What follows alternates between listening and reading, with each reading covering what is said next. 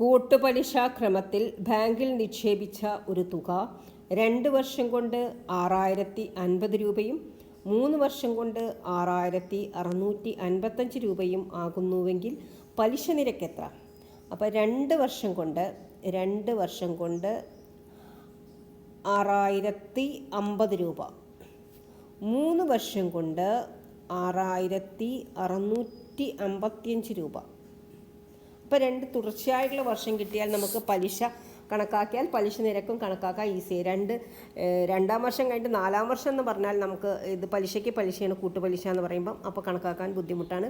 അപ്പോൾ 2 തുടർച്ചയായിട്ടുള്ള വർഷങ്ങൾ കിട്ടിക്കഴിഞ്ഞാൽ നമുക്ക് പലിശ കണക്കാക്കാം. പലിശ =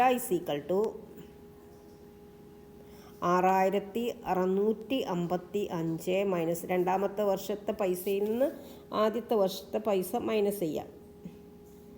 5,0,605 രൂപയാണ് പലിശ കിട്ടിയത്. ഒരു വർഷത്തെ പലിശ 605 ആണ്. അപ്പോൾ പലിശ നിരക്ക് കാണാം, നമുക്ക് പ്രയാസമില്ല. പലിശ നിരക്ക് നമ്മൾ ഡിനോട്ട് ചെയ്യുന്ന ലെറ്റർ R ആണ്. R = ഇൻട്രസ്റ്റ്, പലിശ ഡിവൈഡഡ് ബൈ പ്രിൻസിപ്പിൾ, അതായത് ബാങ്കിൽ നിക്ഷേപിച്ച പൈസയാണ് പ്രിൻസിപ്പിൾ, ഇൻറ്റു 100. ഇവിടെ പലിശ 605 രൂപയാണ്. 605 ഡിവൈഡഡ് ബൈ 6050 രൂപയാണ് രണ്ടാമത്തെ വർഷത്തിൽ നിക്ഷേപിച്ചിട്ടുണ്ടായിരുന്നത്, ഇൻറ്റു 100. അപ്പോൾ ഈ 6050 ഒരു 0, 100 ഒരു 0 വെട്ടിക്കഴിഞ്ഞപ്പോൾ നമുക്കിവിടെ കറക്റ്റ് 605 ആയി. അതിനെ അങ്ങോട്ട് ക്യാൻസൽ ചെയ്യാം. അപ്പോൾ ബാക്കി ഇവിടെ വന്നത് 10 ആണ്. അപ്പോൾ ആൻസർ = 10%. പലിശ നിരക്ക് 10%. Option B answer. വീഡിയോ ഇഷ്ടപ്പെട്ടെങ്കിൽ ഒന്ന് ലൈക്ക്, ഷെയർ, സബ്സ്ക്രൈബ് ഒക്കെ ചെയ്യാം. Thank you.